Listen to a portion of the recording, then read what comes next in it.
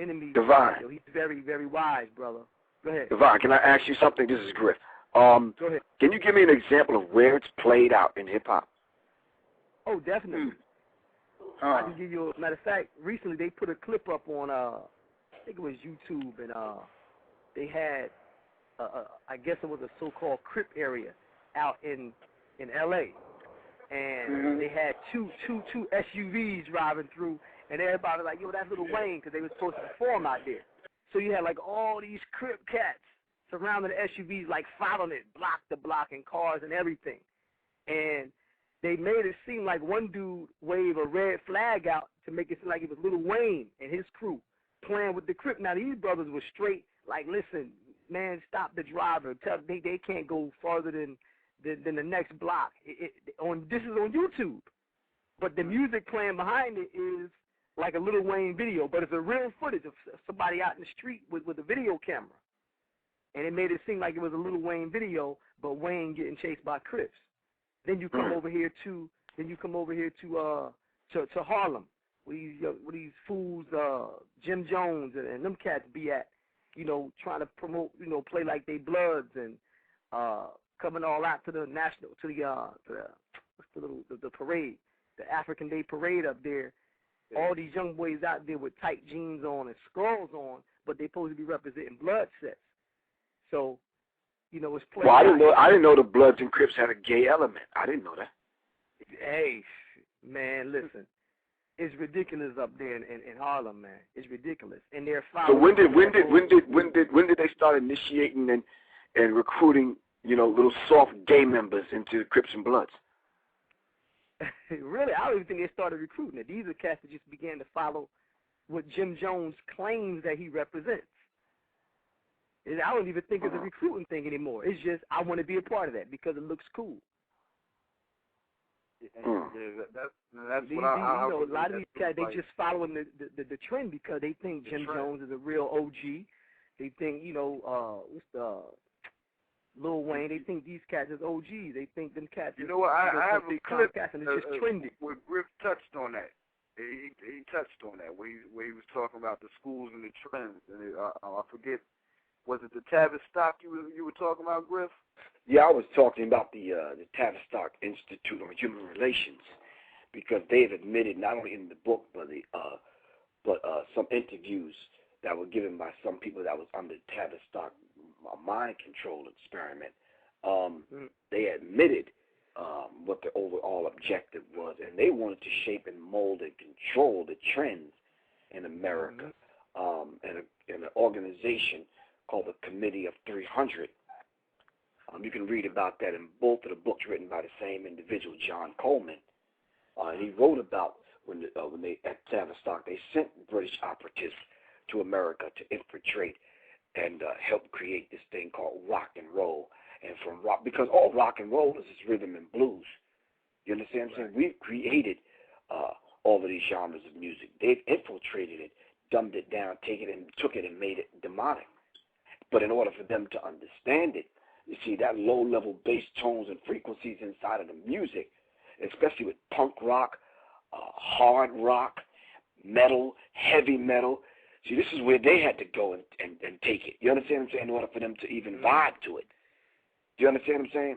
The original rock and roll is nothing like it is today. That's right. And we have to understand that and deal with it as such, simply because when we've created these genres of music, it was never for demonic purposes. Although they misread the voodoo, they misread us catching the Holy Ghost in church and this kind of thing, and they look at it as us being possessed. No, we're just highly spirited people, that's all. You can go to any church on any Sunday and see this. Yeah. Do you understand what I'm saying? So these British operatives came among us, and they put a frequency among us. They studied black people, and they put a frequency among us that they know that we would vibe to it. And sure enough, we vibe to it. But nonetheless, the African drum with the European word over it caused us to do something totally opposite of what the self dictates and mandates that we do for self. And we don't do this for self. We ended up following the lead of some of these people, some of these paid actors and paid actresses and paid entertainers. And we end up glorifying the word nigger and calling our women, our mother and grandmother and auntie out their names. You understand what I'm saying? Thus, hip-hop became null and void and neutralized, and they dumb hip-hop down. And people like Jay-Z and Puffy, the rest of these people, couldn't wait for people like Biggie and Tupac to get taken off the scene so they can step up into that space. That's right. You understand? Ask Jay-Z and these people and Puffy and how many people donated to the Tupac Shakur Center in Atlanta, Georgia to educate young people. Real. And we reverend these people, and we damn near praise these people. Every time you see Puffy looking up in the sky talking about we miss you big. You understand what I'm saying? Okay, put your money where your mouth is and set up some community centers, some computer centers. Right. Put a computer room in some of these schools. You understand what I'm saying? Mm-hmm. Mm-hmm. So we need to understand that. So they use this. It's a cultural war going on now. We're fighting different battles, but it's a cultural war that's taking place now. And we have to understand that, man. It's a war going on out there, and nobody's safe from it, as Mobb Deep said. Yeah. And they was right on point when they said that simply because maybe they knew something that we didn't know. It's a cultural war going on. Del Jones called them culture bandits. Culture bandits, that's right. They come in and they steal. They get used to it. You see, we invite them in and we validate these people coming in. Are you following me?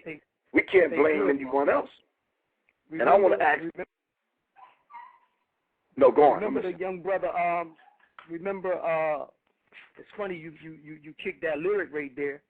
That was Prodigy who stated that lyric. And later on, when that group started being bounced around in the industry, he attempted to reveal some of that about Jay-Z and them cats. Exactly. He attempted to reveal that, and you don't hear nothing. So why was from he him sitting no on the more. information? He got locked up. Only when you come under attack, you start revealing it. It's obvious that some of these cats already know this. Yep. This is one of the reasons why they came after Michael Jackson and now Cat Williams. Yeah. You understand? Cat Williams. Yes. And we have to understand that once you start letting the truth out, it becomes a problem. They coming. That's right. No, I want to add something to that. Chappelle was also. I also saw a clip on him when he was speaking upon some of the same elements that we just talked about as far as that. And he said, I think he went on Oprah, the show was. Yeah, I think he went on Oprah, and he started revealing it on Oprah. But before then, he had some close friends of his that already knew what the deal was, and they just, in order to remain in the industry and make money and live, they keep it on the hush. Mm-hmm. Yeah. But we have to understand something. In order for a man like that to turn down $50 million because he won't put on the dress, you understand what I'm saying? Yeah. It's critical. It's critical, man. There must be something about that damn dress. You see, bro, what I talked about in my book, in the 18th chapter of my book, Analytics, dealing with the occult science, that is a ritual. And they talked about it in Tavistock, about the skull and bones, their ritual, the homosexual ritual that they go through, which you laying in a coffin, masturbating, and telling all your sexual secrets. Mm-hmm. You understand what I'm saying? Yeah. And this is real. And when it starts to come out slowly but surely, people that want to pay lip service to Professor Griff and Divine and call us crazy, no, I already wrote it. I wrote it and talked about it already, so you can't say I'm just making this up. Right. It's already been written about. Right. So we have to understand something. This is real, man. And I want to ask you another question just for the listeners out there. I got some callers that called in too. I just want to say this question before I take the calls, and y'all can ask Griff or Brother Divine Allah what you want to ask them.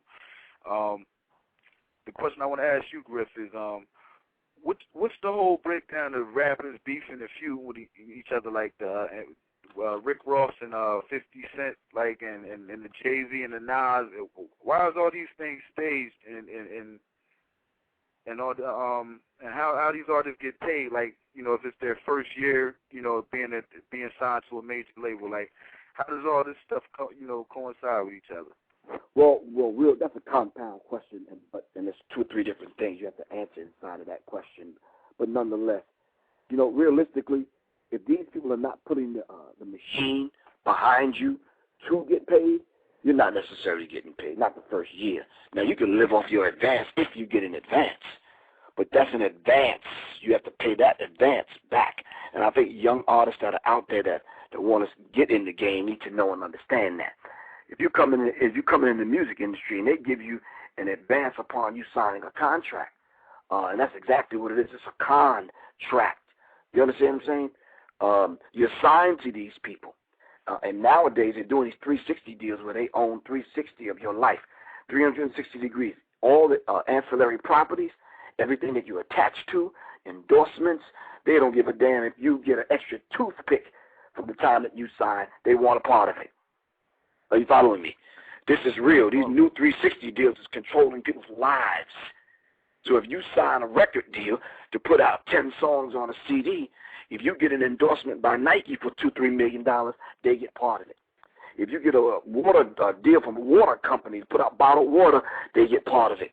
If you put out, if you get a contract, an endorsement from a soda can company, they get part of it. And a lot of these young artists don't know this. And the lawyers are working with them other people. They're not working for you. And they're not going to tell you because they're in on it. Are you following me? And they're getting locked into these deals. I have a good friend of mine, very good friend of mine. I'm sure she's not going to mind me mentioning her name. You remember the artist Soleil? Yeah. Yes. She married Genuine. Genuine, yes. Right, okay. Really, really good people, man. Really good people. I've known her since she was 14. She kept asking me questions. You know, Griff, I want to get in the music industry. And yeah. I'm like, okay, but be careful. And just trying to school on some of the things that go down in me. Well, finally, she got in, and they offered her a contract, 7 albums for $1 million. Now, to a first-time artist, that would seem like a very good deal, right or wrong? Right. Okay, let's do the math real quick. And those that are listening, grab a pen and piece of paper, calculate whatever you need to do. 7 into $1 million. How much money is that per album? 7 into $1 million. Yeah. 7 okay. What you gonna get? Probably $150 out of it. 150,000, 175,000 a pop. If that. Wow. Let's just say you got $150,000 per album. On that level, let's just say her husband did a song with her. Let's just say she got Fabulous or somebody to rap on it, yada, yada, yada. Studio time, this kind of thing. Okay, so that money's damn near gone.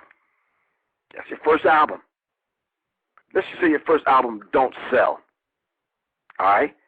Now they got CDs and this kind of thing sitting in a warehouse somewhere. All right, not selling. But now you got to promote it. So now you need a marketing promotional budget. All right?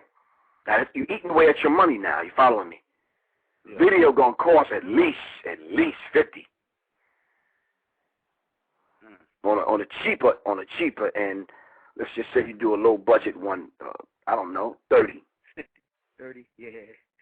Okay, you see where I'm going with this? Yeah. I don't want to waste a whole bunch of time because we only got a few minutes, and I'm sure Divine want to chime in on this. But nonetheless, you see where I'm going with this? $150,000 per album. 7 album deal for $1 million is not a lot of money. That's not a lot of money. Not at all. And you will end up owing them. And then on top of that, you can't go sign with anyone else because you signed for them for 7 albums. 7 albums can take you 10 years. If Soleil was 20-something when she signed, you'll be 35 by the time you finish that deal. In the industry, according to the industry, you old. Yeah. Right or wrong? Yeah. You're right. Okay, cool. Nonetheless, I just wanted to sum that up in that because I don't want anybody to think that she's by any means, foolish or idiot. She's not. There's very good people around her. And it's not her. It's not Genuine. It's the industry. They're really good people. You understand? Friends of mine. But that's real, man. And I want to give people a real live example because I don't want people to think I'm making this up. Yes. Is there anything you can give to the unsigned artists out there that's trying to network to get into the industry? Is there anything you can Why get into prison? Why would you bang the door down, go to the prison and bang the damn door down to get in? That's stupid. What industry? Yeah, right. You go into the prison begging them to let you in. No, for what? Unless you understand what that's about.